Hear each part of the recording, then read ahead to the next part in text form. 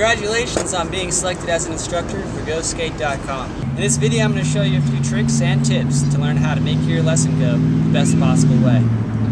The first thing you want to do is talk to your student. Find out what it is he wants to learn and then put together a lesson plan for what you think is possible. You'll then want to find out what stance they are, goofy or regular. Just do so by finding out whichever they're more comfortable with. After you've done that, go over the parts of the board with him. The wheels, the trucks. Make sure his trucks are tight enough, his wheels are good, and if there's anything wrong with his board, I usually let them just use my own board. It's up to you what you want to do though. Next thing you want to do is teach him how to push. Biggest and most fast and effective way I've found for my lessons is to tell them to keep their front shoulder positioned directly over their front foot. That's going to keep their balance and weight committed onto the board.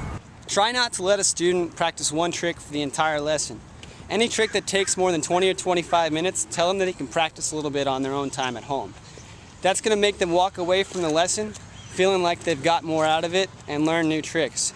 The more tricks they can learn from the lesson, the more likely you are to get more lessons from them. After teaching them how to do pushing, I then have them do some turns. So I get them comfortable just going like this first, and then I have them do 360s. After they do that stationary, I have them do that as they're moving, and after they do that as they're moving, I teach them tic-tacs. And I do tic-tacs stationary, and then tic-tacs while they're moving.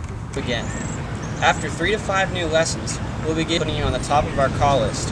What that means is when we get a new request for skate lessons in your area, you're the first person we go to. After they feel comfortable with riding down ramps, you can teach them how to drop in. Dropping in, I tell them basically the biggest trick is, as you know, putting your weight forward, but also most importantly, keeping the front shoulder over your front foot as they go in.